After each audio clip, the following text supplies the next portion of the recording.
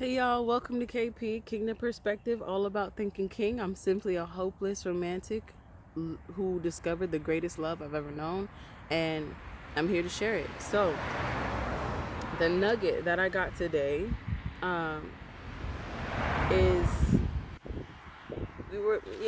I was cleaning up, and I was having a conversation with God because I was just thinking about something. I can't remember exactly what I was thinking about, but I was thinking about something, and it kind of just sparked this revelation that He gave me. And so it was like this: you don't have to know how to do it. You don't need to know what to say. You don't need to understand how it all works or how to form it together.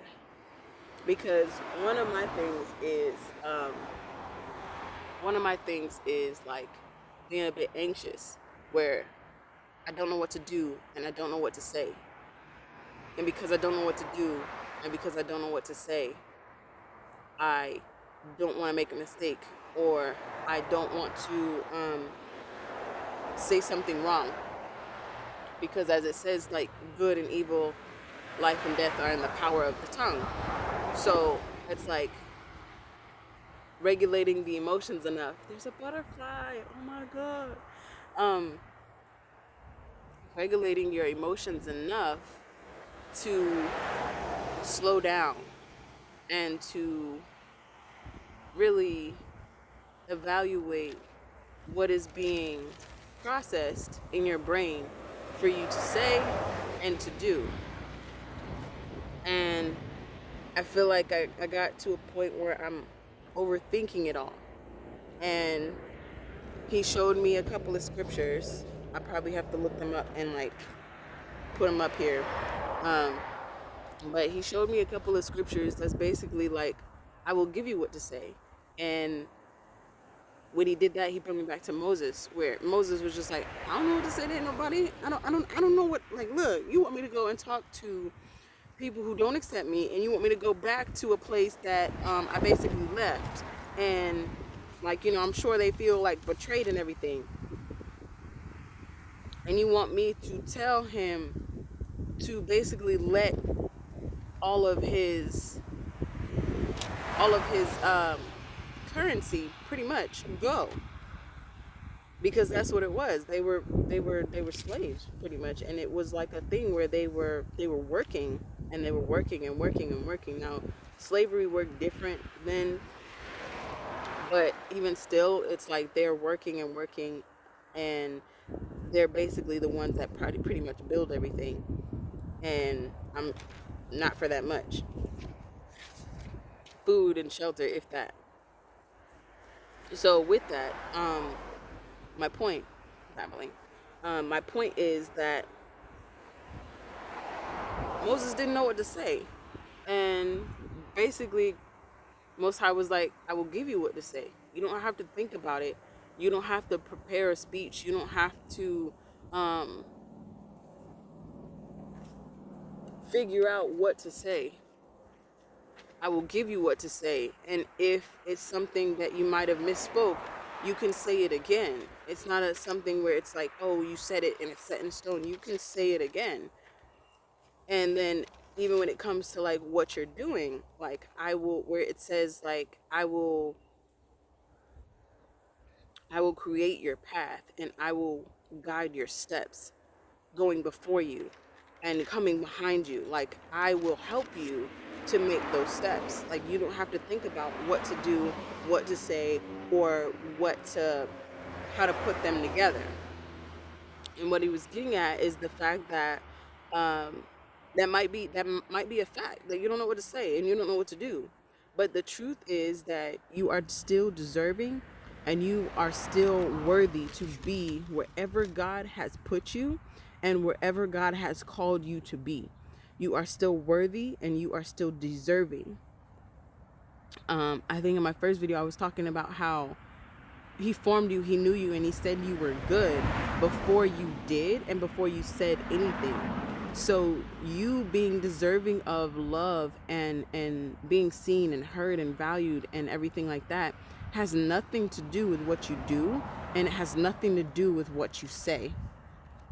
in which case you are very deserving and worthy of whatever place that God has called you or wherever he has put you, because he put you there. And how they say it like this, like, God doesn't call qualified people, he basically qualifies the call. And they always talk about David. Like, David, he was a sheep boy. A shepherd. He didn't know anything about being a king. But God called him. And when God called him, he then qualified him and gave him the skills, tools, resources, and finances to do what he called him to do. If God called it, he will always make a way for it. He will always provide for it. So pretty much just answer the call and he will give you all the tools that you need. So there are very, and thinking about it, as like we were kind of having that conversation, there very well may be people around you that you may feel are more qualified, that have more degrees, that have more accolades, that have more experience. But God knows you, and he knows that there is something in you that will not only shine so bright, but it will shine so bright that it sparks the light in others. And he gave me the image of Elemental. I am, I'm the Netflix and chill type person. Like, I just love to kind of just get a movie, get some good food, and we hanging out, we chilling. I love movies. I especially love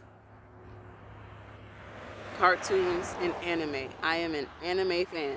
When I say I'm an anime fan, I am an anime fan. But anywho, I'm also a Disney fan. So with Disney, they put out this new movie called Elemental. And within Elemental, there's a scene in there. I don't want to give it away if you ain't seen it, but if you have Disney Plus, go watch it. I'm just gonna get like a little piece here. So there was a scene in there where the mother, so the Fire Girl's mother, and the mother was trying to prove to her daughter, the Fire Girl, that the boy that she liked, which was the water guy, the little inspector, that they will never be a good match, because when it works in the Fire Town, she does readings, and the way she does it is there are 2 incense sticks, and each person lights them because they're fire, so they can just basically touch it and it lights. And then she reads the smoke,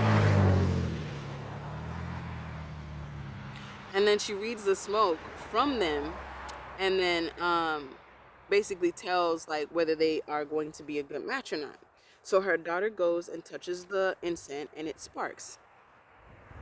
And then the water guy can't, because he's water. If he touches it, it's not going to do anything. And she says, see, like, you're just not a good match. You're not a good match. And the guy says, wait a minute, like, hold on. And he stands in front of the Fire Girl, and he's like morphing his body, because you'll see it. You got to go watch it. But anyway, water is fluid and water is flexible. So basically he's like kind of forming and moving around his body and everything. And as he moves his body around,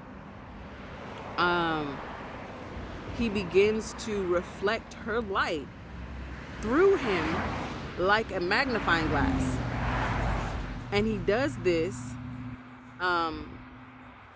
toward the incense, and then it lights.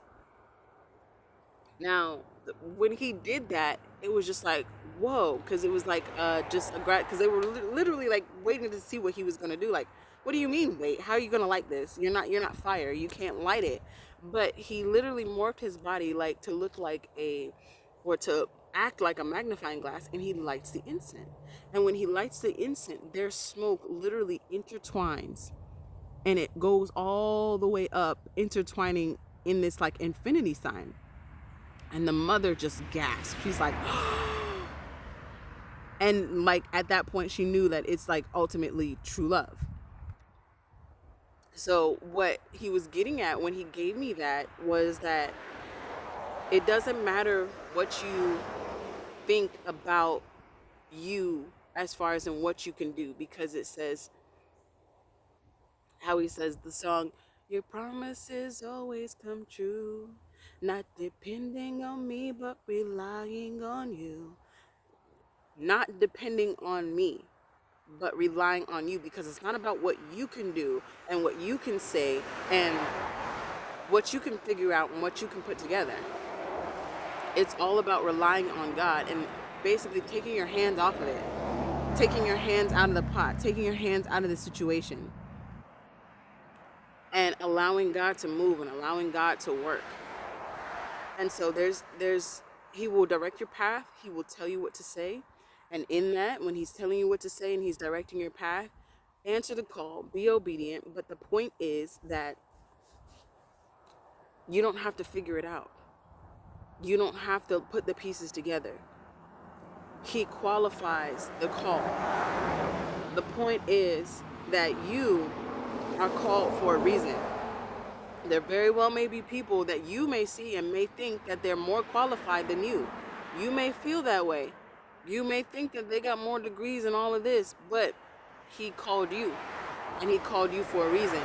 He sees something in you because he built you. He formed you. He knows what is in you. He knows what he put in you.